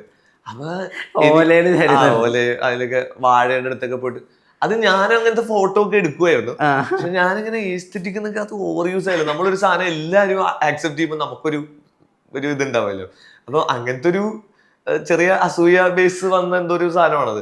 അപ്പം ആ വാക്ക് എന്താണെന്ന് അറിയാൻ ഞാൻ തപ്പി നോക്കിയിട്ടുണ്ട് ആ സമയത്ത്. അപ്പോഴാണ് മനസ്സിലാവും ഇതെന്തോ സൗന്ദര്യാത്മകത എന്നൊക്കെ പറഞ്ഞ സാധനം, സൗന്ദര്യശാസ്ത്രം. അതെ, അത് നമ്മുടെ കയ്യിലാണ് ഇരിക്കുന്നത്, അവരെ കുറ്റം പറഞ്ഞിട്ട് കാര്യമില്ല, അത് അങ്ങനെയാണെന്നൊക്കെ വിചാരിച്ചിട്ട് ഒരു പേജ് തുടങ്ങിയപ്പോൾ എനിക്ക് ആദ്യം തലേ വന്ന വാക്ക് അതാ. നമ്മൾ എടുക്കുന്ന ഫോട്ടോസും ഞാൻ റെഫർ ചെയ്തിരുന്ന സാധനം എന്റെ വാൾപേപ്പർ ഒക്കെ അങ്ങനത്തെ കുറച്ച് എസ്തെറ്റിക്സ് ഫോട്ടോ ആയിരുന്നു ആ സമയത്ത്. അപ്പം ഞാൻ വിചാരിച്ചു എന്നാൽ എസ്തെറ്റിക് വെച്ച് തന്നെ ചെയ്യാം. പക്ഷെ ഇപ്പം വളരെ എനിക്ക് ഈ പഴയ തമിഴ് മലയാളം സിനിമകളൊക്കെ അത്യാവശ്യം ഭയങ്കര ഇഷ്ടമാണ്. അപ്പം ആ ഒരു ദേശി റെട്രോനെസ് എങ്ങനെ കൊണ്ടുവരാമെന്നൊക്കെ ആലോചിച്ചപ്പോഴത്തേക്കും ഒരു കുഞ്ഞമ്മ എന്നുള്ള പേര് തലയിൽ എങ്ങനെയൊക്കെയോ വരുന്നുണ്ടായിരുന്നു. അപ്പൊ ഇത് രണ്ടും മിക്സ് ചെയ്യുമ്പോൾ ഒരു ഇന്റർനാഷണൽ അത് തന്നെ. ഇപ്പം ഡൊമിനിക്കിലേക്ക് ഉപയോഗിച്ചേക്കുന്ന സാധനങ്ങളും അങ്ങനെ മിക്സ് ചെയ്യാൻ നമ്മൾ ശ്രമിച്ചത്. കലൂരിലെ ഷെർലക് ഹോംസ് എന്ന് പറയുന്ന സാധനം തന്നെയാണ്. അതുപോലെ തന്നെ നമ്മളും ആ ഒരു മിക്സ് എപ്പോഴും മിക്സ് ചെയ്യാൻ. ഇപ്പൊ ചേട്ടൻ ആദ്യം പറഞ്ഞ ഫോറസ്റ്റ് ഗംപും ഇതും അപ്പൊ നമ്മളെപ്പോഴും മിക്സ് ആണ് ചെയ്തുകൊണ്ടിരുന്നത് ആ സമയത്ത്. International cinema, Malayalam cinema. ഡൊമിനിക്കിൽ ഒരു അഡ്രസ് ആയിട്ട് കൊടുത്തിട്ടുണ്ടല്ലോ, അതായത് BBM apartment, stadium link road, Kaloor. അത് GVM സാർ തന്നെ ഇട്ട സാധനമാണ്. അതെ, ഓക്കെ. അത് ആ പടത്തിലുള്ളതാ. പടത്തില് നമുക്കിടെ എനിക്ക് തോന്നുന്നു ഹൗസ് നമ്പർ ഒക്കെ അതാണ്. അതൊക്കെ അവരുടെ ഡീറ്റെയിൽ ആണ്. ഓക്കെ. ഈ ഷെർലക് ഹോംസിന്റെ ഒക്കെ ഇത് വരും സ്ട്രീറ്റ് എന്നൊക്കെ പറയണ പോലെ അല്ലേ? ഇതില് മമ്മൂക്കയുടെ ക്യാരക്ടർ ഡൊമിനിക് മൊത്തം ഷെർലക് ഹോംസിനെ കണ്ട് പഠിച്ച്, ചിലപ്പം ഡൊമിനിക് അങ്ങനത്തെ ഒരു ഫ്ലാറ്റ് തപ്പി പിടിച്ചവനായിരിക്കാം. അപ്പം അങ്ങനെ തന്നെ ഫുള്ള് വീടും പോസ്റ്റേഴ്സ് ആണ്, ബുക്ക്, CD എല്ലാം ഉണ്ട്. അപ്പം അതേപോലെ ജീവിക്കുന്ന ഒരു ഡിറ്റക്റ്റീവ് ആവുമ്പോൾ ഉറപ്പായിട്ടും. Okay okay. ഷെർലക് ഹോംസിൽ ജീവിക്കുന്ന ഒരു ലോക്കൽ ആയിട്ടുള്ള ഡിറ്റക്റ്റീവ്. ഈ ഇപ്പോൾ പോസ്റ്റേഴ്സിന്റെ തന്നെ ഇപ്പോൾ നമ്മൾ ഏറ്റവും അധികം പുതുമയായിട്ട് കണ്ടുവരുന്നത് റെട്രോഫിയിൽ നിങ്ങളുടെ ഇൻസ്റ്റാഗ്രാം പോസ്റ്റ്സ് ചെയ്തിരുന്നത്. അതിൽ തന്നെ ഇപ്പോൾ ഈ നാർക്കോസിന്റെ നമ്മുടെ രജനീകാന്തിന്റെ പോസ്റ്റർ ആയാലും ശരി, അല്ലെങ്കിൽ പ്ലേ ബോയ്ക്ക് വേണ്ടിയിട്ട് കമൽഹാസൻ പോസ്റ്റേഴ്സ് ആയാലും, ആരും കൊതിക്കുന്ന യുവതാരം എന്ന് പറഞ്ഞിട്ട് ഹൃതിക് റോഷനെ വെച്ച രീതിയായാലും ശരി. അപ്പം അതിനൊക്കെ ഉള്ള ഇൻസ്പിറേഷൻ ആ സമയത്ത് അതെങ്ങനെയാ വർക്കായിരുന്നു? ചേട്ടാ ഇപ്പം ഞാൻ സ്വന്തമായിട്ടായിരിക്കില്ല എപ്പോഴും ചെയ്യുന്നത്. ഞാൻ എൻ്റെ മനസ്സിൽ ചിലപ്പോൾ ഒരു തോട്ട് വന്നിട്ടുണ്ടാവും, അല്ലെങ്കിൽ ഒരു ഫോട്ടോ വന്നിട്ടുണ്ടാവും. ഇപ്പം ആരോഗ്യ മാസികയൊക്കെ നമ്മൾ കാണുന്നതാണ്. അതിലൊക്കെ എന്തുകൊണ്ട് ഋത്തിക് റോഷനെ അവർക്ക് കൊണ്ടുവന്നൂടാ? അപ്പൊ അവർക്ക് ചിലപ്പോൾ അഫോർഡ് ചെയ്യാനോ കൊണ്ടുവരാൻ പറ്റിയിട്ടുണ്ടാവില്ലായിരിക്കും. ഒരു വിന്റേജ് ആരോഗ്യം ഇന്ന് ചിലപ്പോൾ അവർ ചെയ്യുമായിരിക്കും. ഒരു വിന്റേജ് ആരോഗ്യ മാസികയിൽ അന്ന് ഋത്തിക് റോഷൻ വന്നാൽ എങ്ങനെ ഉണ്ടാവും, അല്ലെങ്കിൽ ഇപ്പൊ പ്ലേ ബോയ് മാഗസീനിൽ ഈ ഒരു ക്യാരക്ടർ വന്നാൽ കമൽ സാറിന് എങ്ങനെ ഉണ്ടാവും എന്നൊക്കെ ഉള്ള ഒരു സാധനം ഉണ്ട്. അത് ചിലപ്പോൾ വിഷ്വലൈസ് ചെയ്യാൻ ചിലപ്പോൾ പറ്റിയിട്ടുണ്ടാവില്ല. പക്ഷെ ഒരു ഇമേജ് കിട്ടുമ്പോൾ അത് ചിലപ്പോൾ ഞാനിപ്പം എന്റെ ടീംമേറ്റ്സിന്റെ അടുത്ത് കാണിച്ചപ്പോൾ ദീപക്കൊക്കെ അങ്ങനെ കറക്റ്റ് സജഷൻ പറയാം, നമുക്ക് ഇങ്ങനെ വിന്റേജ് ആയിട്ട് പിടിക്കാം, ഒരു കവർ പിടിക്കാം. പുള്ളി പക്ക റിസർച്ച് ഒക്കെ ചെയ്ത് ആ കറക്റ്റ് പ്രിന്റ് ലുക്ക് ഒക്കെ കൊണ്ടുവരും. അപ്പൊ നമുക്ക് കോൺഫിഡൻസ് ആണ്, നമ്മൾ പിക്ചേഴ്സ് എടുത്ത് ഇട്ടാൽ മതി, അവര് ബാക്കി അവരെ ഡിസ്കസ് ചെയ്ത് പിടിക്കുക. അപ്പൊ തോട്ട് ചിലപ്പോൾ 2 way ആയിട്ട് വരും, അങ്ങനെ ഡിസ്കസ് ചെയ്ത് വരും. അതാണ് പരിപാടി. ഈ ഇപ്പോൾ ഇൻസ്പിറേഷൻ എടുക്കുന്നുണ്ടല്ലോ ഓരോ പോസ്റ്റ് ഡിസൈനിന് വേണ്ടിയിട്ട്. അപ്പോൾ ഓരോ പടത്തിന് വേണ്ടി അവർ തരുന്ന ബ്രീഫാണോ, അല്ലെങ്കിൽ നിങ്ങളുടെ ഭാഗത്തായിട്ട് ഒരു ഇന്റർപ്രിട്ടേഷൻ സംഭവിക്കാറുണ്ടോ ഓരോ സിനിമകളുടെയും പോസ്റ്റേഴ്സ് ഡിസൈൻ ചെയ്യുമ്പോൾ? ഇപ്പൊ മധുരത്തിലൊക്കെ നിങ്ങൾ ഒരു ഐഡിയ കൊണ്ടുവന്നല്ലോ, അതുപോലെ കൊണ്ടുവന്നിട്ടുള്ള മറ്റു സിനിമകൾ ഏതൊക്കെയാണ്? നമ്മള് മിക്ക സിനിമകളിലും നമുക്കിപ്പം ഭാഗ്യത്തിന് അവരൊരു റെഫറൻസ് തരുന്നുണ്ട്. റെഫറൻസ് അല്ല, അവര് നമ്മുടെ അടുത്ത് കഥ പറയും. ഇപ്പം ചില സമയത്ത് സ്ക്രിപ്റ്റ് വായിക്കാൻ തരുമായിരിക്കും, അല്ലെങ്കിൽ നമ്മൾ വളരെ ലേറ്റ് ആയിട്ട് എൻട്രി ചെയ്യുന്നെങ്കിൽ പടം കാണിച്ചു തരും, so that we get A sense of the film. അപ്പൊ അത് കിട്ടിക്കഴിഞ്ഞാൽ നമ്മൾ പിന്നെ നമ്മുടേതായ ഒരു മൂഡ് ബോർഡ് കൊടുക്കുക എന്നുള്ളതാണ്. ആ മൂഡ് ബോർഡ് എന്ന് പറഞ്ഞാൽ നമുക്ക് ഉള്ള റഫ് ഐഡിയാസിനെയും കളേഴ്സിനെയും ഫോണ്ടുകളെയൊക്കെ ചേർത്ത ഒരു ഡെക്ക്, അതൊരു ഡോക്കറ്റ് പോലെ. അതിൽ കാണാൻ നമുക്ക് ഇഷ്ടമുള്ള ഈ പടത്തിന് ചേർന്ന കളേഴ്സ് എന്തൊക്കെയാ ഉപയോഗിക്കാം, നമ്മൾ ഉദ്ദേശിക്കുന്ന സോൺ ഓഫ് പോസ്റ്റേഴ്സ് എന്താ, ഫോട്ടോഗ്രാഫി എങ്ങനെ ഇരിക്കാം, നമുക്ക് ഇത് എങ്ങനെ കമ്മ്യൂണിക്കേറ്റ് ചെയ്യാം, മാർക്കറ്റിംഗിൽ എങ്ങനെ ഫസ്റ്റ് സാധനം എന്തായിരിക്കാം, അല്ലെങ്കിൽ ലാസ്റ്റ് എങ്ങനെ സംസാരിക്കണം ഈ സിനിമ, അതിനൊക്കെ നമ്മൾ റഫ്ലി മൂഡ് ബോർഡ് ചിലപ്പം കുറെ നാളുകൾ നീണ്ടു നിന്ന് അത് ഫില്ലായിക്കൊണ്ടിരിക്കും. ചിലപ്പോൾ ഡയറക്ടർ വരുന്ന സാധനം, പ്രൊഡ്യൂസർ വരുന്ന സാധനം എല്ലാം മൂഡ് ബോർഡിലും ഉണ്ടാവും. ഇതൊരു ഒറ്റ സർക്കിളാണ്, അതിനെ കംപ്രസ് ചെയ്തായിരിക്കും നമ്മളൊരു ഐഡിയയിലേക്കൊക്കെ വരുന്നത്. അപ്പം ഈ മൂഡ് ബോർഡിൽ തന്നെയാണ് നമ്മൾ എല്ലാവരും തരുന്ന ഐഡിയ ഇടുക, ഫീഡ്ബാക്ക് ഇടുക. അപ്പം എനിക്ക് തോന്നുന്നു അത് കാണുമ്പോൾ തന്നെ ഒരു ജഡ്ജ്മെന്റ് കിട്ടും, നമുക്കും കിട്ടും. ചിലപ്പം ഒരു 3-4 റൗണ്ട് കഴിയുമ്പോഴേക്കേ കിട്ടത്തുള്ളൂ. ചിലപ്പോൾ ആദ്യം തന്നെ പടത്തിന് കഥ കേൾക്കുമ്പോൾ തന്നെ ഇതിങ്ങനെ വരണം എന്നുള്ള സാധനം ഉണ്ടാവും. ഇപ്പൊ ചില ഡയറക്ടേഴ്സ്, ഇപ്പൊ രാഹുലേട്ടനൊക്കെ ചിലപ്പോൾ ഒരു ഐഡിയ ഉണ്ടാവും, ഇങ്ങനെ പറയും ഇങ്ങനെ ചെയ്യാം എന്നുള്ള സാധനം. ഇപ്പൊ മധുരത്തിന് കിട്ടിയ ഫീഡ്ബാക്ക് ഭയങ്കര സ്വീറ്റ് ആയിരിക്കണം എന്നുള്ളതാണ്. അത് ഹോസ്പിറ്റലിൽ നടക്കുന്ന പടം, സ്വീറ്റ് ആയിരിക്കണം. ഹോസ്പിറ്റലിൽ നിന്ന് ആലോചിക്കുമ്പോഴേ ഒരു പെയിനാണ്. ഹോസ്പിറ്റൽ എലമെന്റ്സ് കാണിക്കാം, പക്ഷെ അതിലെങ്ങനെ സ്വീറ്റ്നെസ് കൊണ്ടുവരാം എന്നുള്ളതായിരുന്നു. അതേപോലെയാണ് എല്ലാ പടത്തിലും നമുക്ക് കിട്ടുന്ന ഫീഡ്ബാക്ക്. മലയാള സിനിമ എന്നൊക്കെ ആലോചിക്കുമ്പോഴേ ഓർമ്മയിലുള്ള ഏറ്റവും ഡീറ്റെയിൽഡ് ആയിട്ടുള്ള, ഏറ്റവും ഇൻട്രൂഗിങ് ആയിട്ടുള്ള ഒരു പോസ്റ്റർ എന്ന് പറഞ്ഞാൽ, നിങ്ങളുടെ പോക്ക് അല്ലാണ്ട് ഇപ്പം പണ്ടത്തെ പടങ്ങളിലൊക്കെ എടുത്ത് നോക്കിയാലും ഇതൊരു കിഡിലമ്മ പോസ്റ്ററാണ് അങ്ങനെ തോന്നിയ മനസ്സിലുടക്കിയുള്ള പോസ്റ്റർ? ഞാൻ മറ്റേ ജല്ലിക്കെട്ടിന്റെ പോസ്റ്ററൊക്കെ കണ്ട് ഭയങ്കര എക്സൈറ്റഡ് ആയിരുന്നു. ആ ചെളി വെച്ചൊക്കെ എഴുതിയ സാധനവും, സുഡാനിയുടെ പോസ്റ്റർ മറ്റേ ജേഴ്സിയില് ഇട്ട സാധനവും, പിന്നെ പണ്ട് മറ്റേ കാലാപാനിയുടെ ടൈറ്റില്, അത് അപ്പോഴും പ്രാക്ടിക്കൽ എഫക്ട്സ് മാത്രമേ ഉള്ളൂ. ഇന്നാണ് നമ്മൾ ഡിജിറ്റലിലേക്ക് വന്നേക്കുന്നത്. അന്ന് മൊത്തം പെയിന്റ് ചെയ്യുക, അത് സ്ലൈഡ് മാറ്റി ഷൂട്ട് ചെയ്തിടുക എന്നൊക്കെയുള്ള അതിന്റെ ഒരു ഓർഗാനിക്നെസ് ഉണ്ട്. അത് ഭയങ്കര ലൈഫ് ഉള്ള സാധനങ്ങളാണ്. നമ്മളിപ്പോ കാണുമ്പോഴും ഇത് എങ്ങനെ ചെയ്ത് പറ്റില്ലല്ലോ എന്ന് തോന്നിപ്പോ നമ്മൾ ഡിജിറ്റലി അത് മിമിക് ചെയ്യാനാണ് ശ്രമിക്കുന്നത്. അത് പ്രാക്ടിക്കലി നമ്മൾ നോക്കൂല, വേണ്ടെന്ന് വിചാരിക്കും. കാരണം ടൈമും ഉണ്ടാവൂല, ചിലപ്പോൾ അത് ഭയങ്കര ടഫായിരിക്കും. അത്രയും ആർട്ടിസ്റ്റിക് സ്കില്ല് നമുക്ക് ഉണ്ടാവും.